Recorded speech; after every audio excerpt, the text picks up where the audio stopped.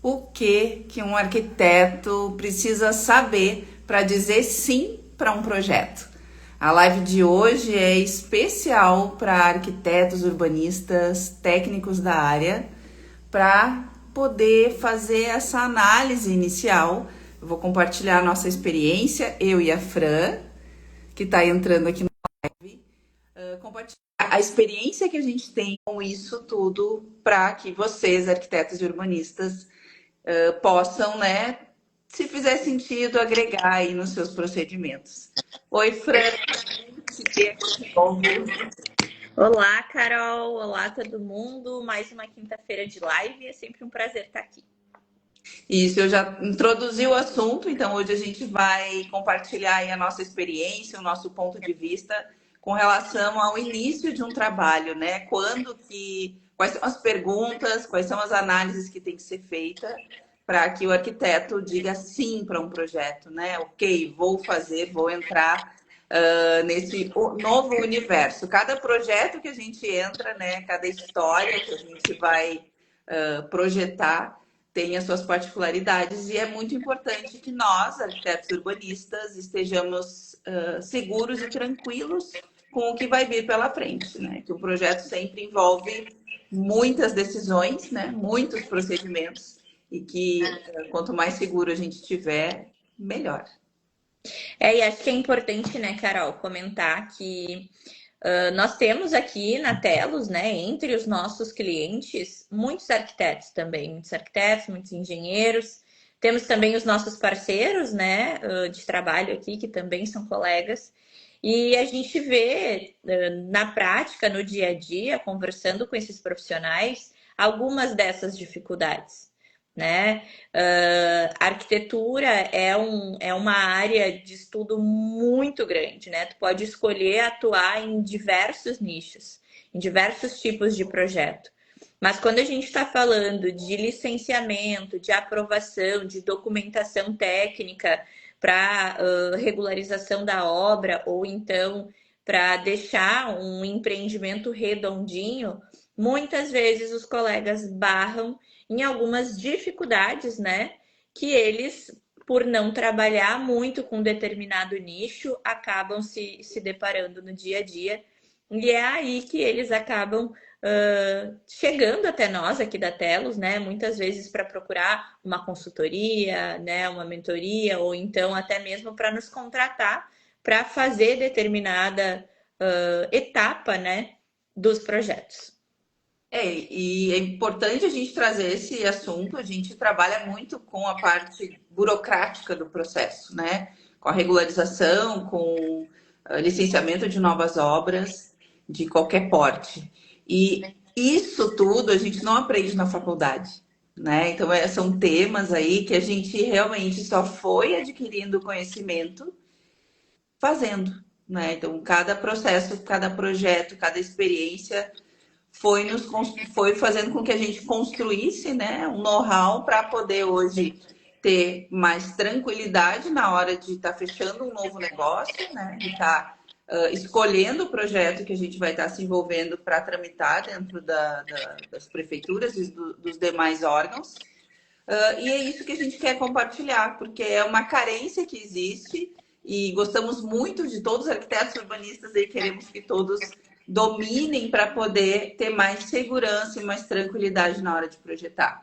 Por mais que ou contrate uma empresa para fazer o licenciamento, ou se especialize nisso também e acabe também tramitando, né, nos órgãos que precisa de uma forma mais tranquila.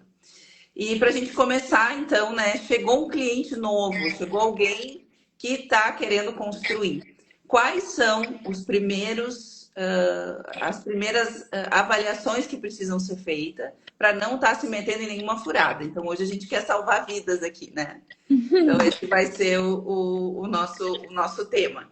E como vocês já acompanham as nossas lives, quem não acompanha pode assistir, a gente fala muito sobre regularização e documentação.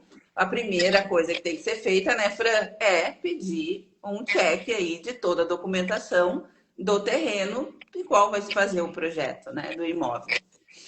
E é importante, né, Carol, quando a gente está falando de terrenos que já estão regularizados, é importante a gente conferir sempre se o documento do imóvel ele está condizente com a realidade.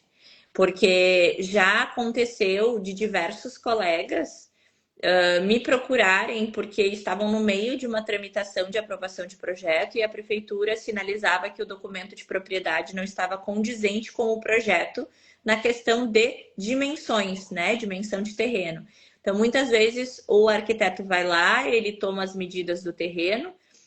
Muitas vezes, quando o terreno ou já tem uma topografia pronta, ou então ele é um terreno plano, dependendo do tipo de projeto que vai fazer, não se é necessário realizar uma nova topografia, pega as dimensões e esquece de bater com a documentação, né? De verificar se a documentação está correta.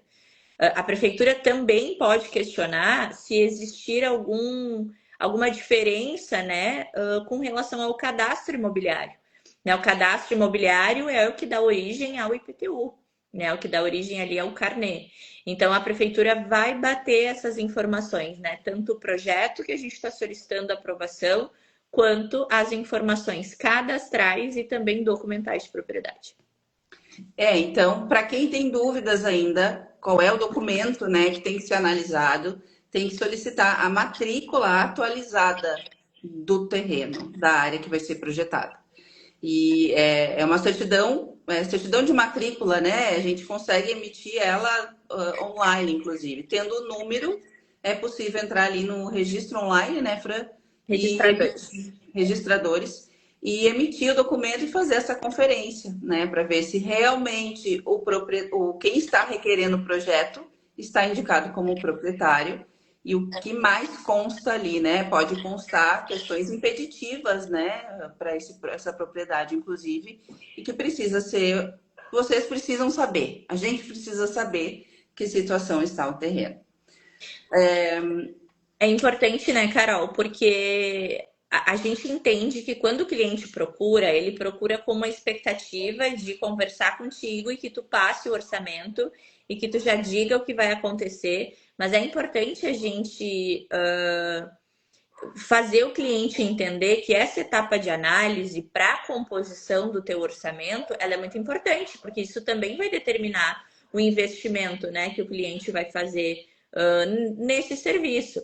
Então, se você identificar já nesse momento que existe alguma divergência, isso já significa que vai ser necessário, né, ou uma retificação dessa matrícula, né, se o terreno, por exemplo, for maior, tu não pode aprovar um projeto num terreno maior do que está previsto na matrícula. Então, isso vai te ajudar a ir colocando os itens que tu precisa, né? Ou da documentação que vai ser necessário o cliente te entregar. No caso de você não procurar o profissional para fazer a retificação, o cliente vai ter que te entregar a matrícula retificada. Ou também se você for incluir isso no seu escopo, ou for procurar uma empresa parceira, né, para também trazer para dentro do teu escopo para realizar esse serviço. Então, por isso que é importante a gente ir fazendo esse checklist, porque ele vai direcionar o teu orçamento. E se o imóvel não tem uma matrícula individualizada, daí vai ter que se providenciar essa correção também, né? Então, aqui em Florianópolis é muito comum a gente ver só contrato de compra e venda, somente uma escritura de posse ou escritura de compra e venda. Então, sim, tem que estar com o terreno organizado. Hoje, a legislação aqui em Florianópolis, ela já está organizada para resolver qualquer tipo de irregularidade. Então, se nós, por exemplo, vou licenciar a obra de uma residência aqui no Campeche, tem só o contrato de compra e venda, consigo licenciar a obra? Tem que entrar com um protocolo de regularização desse terreno também.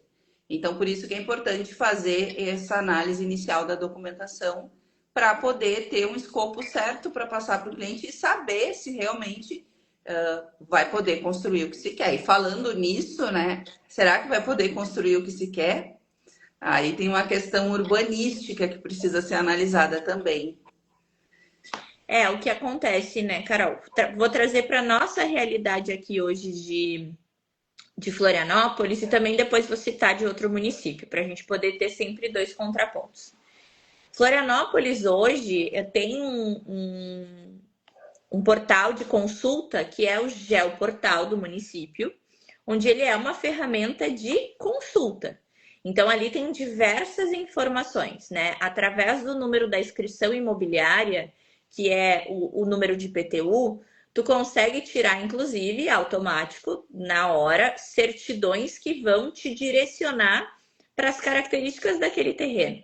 Então, eu vou dar um exemplo que surgiu, inclusive, recentemente aqui no escritório.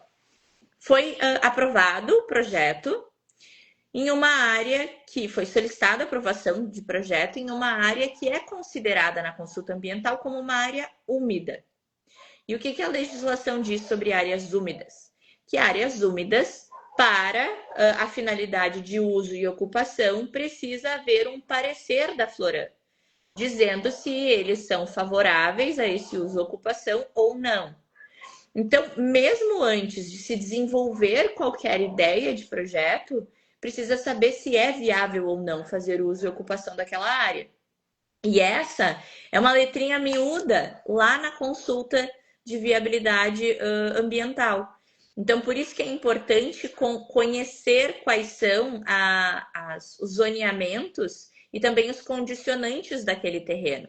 No caso de Florianópolis, a gente tem essa vantagem do Geoportal, né? O Geoportal vai trazer as restrições dos condicionantes ambientais, vai trazer o zoneamento e o sobrezoneamento, vai trazer também algumas questões de infraestrutura daquela área, vai trazer a questão da declividade, né? Se aquele terreno tem uma declividade acentuada ou não tem, porque dependendo o nível de declividade é uma APP. Então, Florianópolis, nós temos essas facilidades do Geoportal, mas que muitas vezes as pessoas, os profissionais, eles se atêm somente ao zoneamento. Então, vou verificar só se o plano diretor permite que aqui seja uma pousada. Mas não é só isso, a gente precisa considerar também esses outros condicionantes que vão direcionar o uso do teu projeto. Muitas vezes vão direcionar, inclusive, a volumetria do teu projeto. Mas em cidades e municípios onde eu não tenho à minha disposição um geoportal com tanta informação assim, ou então com a informação tão organizada dessa forma. Muitos municípios trabalham com a viabilidade de construção, viabilidade construtiva, viabilidade urbanística, né? O nome ele pode mudar dependendo de município para município, mas muitos municípios trabalham com isso. Então, como é que tu faz? Antes mesmo de tu elaborar um projeto, então tu criar a expectativa do teu cliente de que aquele projeto que ele sonha na cabeça dele é possível de ser executado, tu pode abrir um protocolo solicitando essa viabilidade. Normalmente, os protocolos de viabilidade, eles são protocolos muito rápidos, quando a gente está falando em prazo de prefeitura. Então, entre 15 e 30 dias, tu recebe essa viabilidade. Pô, Fran, mas aí o cliente vai ficar esperando 15, 30 dias pelo meu sim ou pelo meu não? Sim, isso é segurança para você que vai desenvolver o projeto e também para o teu cliente do investimento que ele vai fazer. Então, a gente precisa dessas informações para estar seguro de dizer sim, Carolina, tu pode me contratar que eu vou elaborar o projeto e a aprovação da tua futura pousada, né? Para que você tenha segurança daquilo que você está vendendo para o seu cliente. Porque não adianta você fazer um projeto lindo, maravilhoso, que não é factível, né? Que ele não é possível de ser executado, que ele não tem viabilidade. Inclusive, a gente se depara aqui com muita frequência, infelizmente, com áreas que têm proibição, restrição proibitiva, que não tem como construir no terreno. E infelizmente, né, esses terrenos continuam sendo comercializados em Florianópolis. Então, quem compra, às vezes, não pesquisou isso antes. Então, o momento que chega para um profissional, chega para um técnico, é o momento de olhar essas coisas, né? E alertar o cliente para ele mudar o terreno, se for o caso, né? Para ele desfazer essa compra, se der. Mas esse é um ponto delicado e que precisa ser muito bem observado. Floripa tem a vantagem do geoportal, que dá para ver, que nem a Fran falou, mas nos outros municípios também tem que se investigar isso para não estar fazendo nada aí, nenhum projeto que não possa ser executado depois, né? O que vai causar um prejuízo maior para o cliente. E acho que é importante, né, Carol, a gente comentar, por exemplo, mas aí analisei a documentação que a gente estava falando lá do início, a documentação de propriedade e a matrícula, e vi que precisa de uma retificação. Eu não sei fazer retificação, eu nunca encaminhei esse tipo de processo administrativo. Conversa com um parceiro, né? Seja um profissional, seja uma empresa, solicita um orçamento, pede informação. Verifiquei que sim, é um terreno que tem ali alguma questão ambiental de que eu vou precisar de autorização ou da Floran, no caso de Floripa, mas no caso de outros municípios da Secretaria do Meio Ambiente. Faz contato com alguma empresa ou algum parceiro que realize esse tipo de trabalho, né? Traz isso, assim, engorda a tua proposta com os serviços desses outros parceiros, né? Porque dessa forma tu consegue entregar uma solução completa para o teu cliente.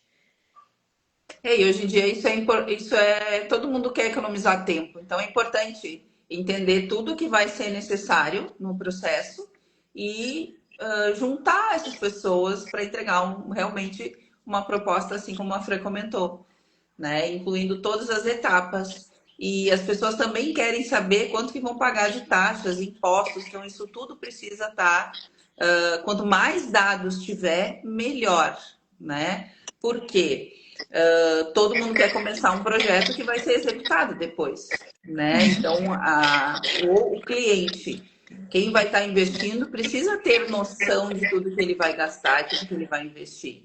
Né? Então, isso é uma análise, claro, no primeiro momento é difícil da gente ter essa percepção, mas é sempre bom perguntar quanto que pretende gastar com a obra. Né? Para a gente perceber se a pessoa tem noção de quanto que realmente custa construir. Né? Então, esse é um ponto, mais uma dica, né, que fica sobre a questão ali financeira. Tem análise física do terreno também, né? Então, sempre que possível, visitar o terreno antes para poder verificar, já que não vai se ter uma topografia inicialmente, mas se verificar as condições desse terreno, né? Para verificar se não tem grandes área verde, né? Ou áreas com rochas, esses matacões, né? Como falam. Então, para também identificar a complexidade que vai ser um projeto de fundações, por exemplo, que pode custar bastante, né? A gente pode estar falando num valor considerável aí, dependendo do tipo de terreno. Não só projeto de fundações, né, Carol? Mas projeto de contenção também, né? Porque se a gente vai precisar, a gente normalmente fala, quando a gente fala em topografia do terreno, a pessoa já pensa naquele terreno que tem uma topografia muito acidentada, assim, né? Mas existem aqueles terrenos também que tem muita terra, né? Estão muito acima do nível da rua. Esses terrenos também muitas vezes precisam de movimentação de terra, né? Projeto de movimentação de terra. E vão precisar de contenção também. Então, esse é um outro ponto, né? Muito importante. Os projetos de contenção, as drenagens das divisas. Então, tudo isso são informações que o teu cliente precisa saber, que serão necessários, né? E tu também, como profissional, precisa entender que aquele projeto que tu tá colocando ali no papel, ele depois vai se transformar em realidade, né? E que muitas vezes vai precisar de algumas outras equipes ali especializadas para poder fazer projetos complementares, né? Porque tudo isso que a gente está falando de projeto estrutural, dos próprios projetos hidrossanitário e elétrico, né? Projeto de fundação, projeto de contenção. Todos esses são projetos complementares que muitas vezes o teu cliente não tem noção de que ele vai precisar para tirar aquele sonho do papel. E a nossa profissão traz junto a responsabilidade de estar construindo a cidade e gerando impactos, né, positivos ou negativos, mas o impacto ele sempre vai ter. Então, quanto mais consciência nós tivermos na hora de estar projetando, e na hora que a gente aceita ou não um trabalho, Muitas vezes é porque é inviável fazer um projeto naquele terreno. Então, esse né, é o que a gente quer contribuir hoje, né? Entregando assim. Tem terrenos que não dá para fazer um projeto porque não pode construir, não pode ter uma contribuição de esgoto ali. Falta infraestrutura em muitas áreas. Então, que a gente ajude a cidade, né? Todos nós, a crescer de uma forma melhor, né? A gente vê e tem ações demolitórias em casas que estão sendo construídas em área de APP, né? Então a gente vê assim como que isso acontece. Tem alguém lá atrás que está desenvolvendo um projeto, tem alguém lá atrás que está, né, construindo. Então a gente pode ajudar a cidade a crescer do jeito certo, né? Ajudar as pessoas a investir o seu dinheiro e não perder dinheiro no meio do caminho, né? Por estar num terreno que não pode se construir. Bom, eu acredito que para hoje, né, Fran, a nossa live ela trouxe um tema diferente das outras que a gente estava trazendo. Eu só quero Compartilhe. fazer mais um ponto, Carol, que a gente, agora que a gente falou, né, sobre essa questão dos projetos complementares, acho que é muito importante, assim, e a gente já bateu nessa tecla várias vezes em outras lives, mas hoje em especial que a gente está falando para os colegas arquitetos, o projeto hidrossanitário, né? Quando o cliente te procura para desenvolver um projeto e aprovação, ele espera obter o alvará de obra. E a gente sabe que muitos municípios não obrigam pro alvará de obra ou alvará hidrossanitário, mas a gente sabe o quanto é importante para a finalização da obra e também para ter um projeto que esteja adequado com a legislação. Então não esqueça, eu sei que a maior parte dos colegas não desenvolve projeto hidrossanitário. Não esqueça de colocar isso dentro do teu escopo de serviço, né? De procurar uma empresa ou um colega parceiro que desenvolva esse projeto para que você entregue o pacote completo para o seu cliente, para que não haja depois, na hora da solicitação do Habite, surpresas inesperadas, né? Por parte de você e por parte do seu cliente também. Porque ele vai querer o Habite, né? E quando ele procura um profissional, ele quer justamente fugir dessas questões inesperadas, né? Ele não quer ser pego de surpresa, por isso que ele confia na nossa classe de profissionais. Então não esqueçam do projeto hidrossanitário, que ele é essencial para qualquer tipo de edificação e qualquer tipo de nova construção. E muitas pessoas nem sabem, né, que vai precisar do Habite lá no final. Então a gente pode, ao aceitar fazer um projeto, a gente pode desenhar todo esse caminho para o cliente, para ele saber o que ele vai ter que fazer depois, né? Depois que passar a obra, como é que faz essa verbação na matrícula e tudo o que precisa acontecer. Porque tem muitos casos as pessoas constroem e vão morar e deu. Depois estão surpreendidas com uma notificação pedindo o habite. Elas nem sabiam que precisava, né? E para o cliente é muito importante o cronograma de desembolso, né, Carol? Ou podem chamar de cronograma físico-financeiro, porque assim, ele precisa entender que, mesmo antes de começar a obra, ele vai ter um investimento. O investimento não é só no projeto, né? Mas como a Carol comentou lá no início, tem todas as questões de taxa de aprovação, tem a questão dos impostos, né? Então, para o cliente ter noção de em que momento do desenvolvimento e aprovação desses projetos ele vai ter esse desembolso, né? Então, isso é muito importante também. Por isso que é importante ter uma clareza do início ao fim do trabalho que você está vendendo ali, ofertando para o teu cliente.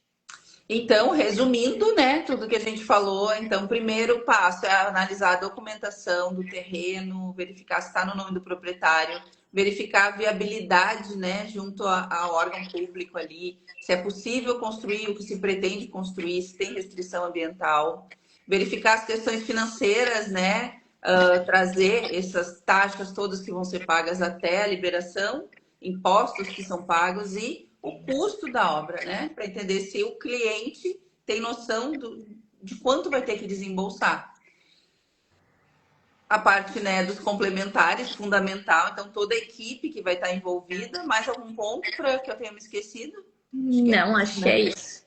Todos os projetos necessários também. Então, isso Muitas vezes a pessoa acha que é só um projeto arquitetônico, mas aí tem todo o conjunto aí que a gente sabe de projetos que são necessários. E não, talvez aqui quem vai nos assistir esteja no início da carreira, né? Não tenham, a gente fica muito feliz quando chega uma possibilidade de um novo projeto. A gente fica extremamente empolgado, né? Analisem bem, analisem com calma e tomem a decisão baseada nas informações que têm, porque depois é ruim quando as coisas não dão certo lá na frente. E quanto mais segurança se tem nos primeiros momentos em colher as informações que vão ajudar a decidir, melhor, né? Fica mais saudável todas as relações aí. E desejamos que todo mundo tenha maravilhosos clientes, ótimos projetos pela frente. E quando tiver que dizer não, tá tudo certo. Podem dizer não, não tem problema.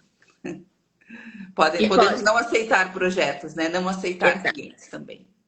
E podem contar conosco, né? Tanto eu quanto a Carol, nós já somos formadas há algum tempo.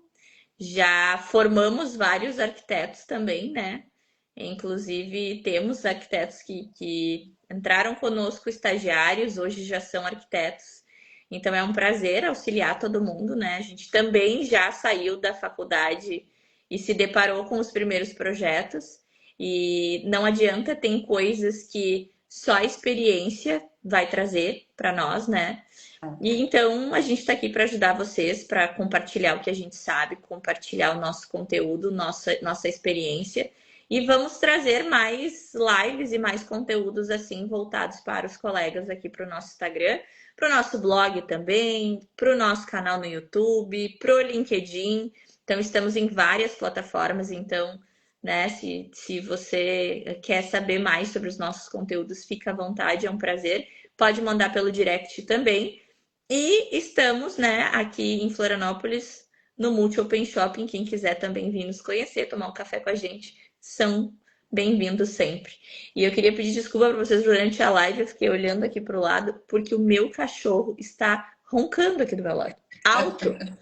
Então, assim, então eu tive que ficar olhando para ele, porque eu não estava acreditando. Mas acho que não atrapalhou a live.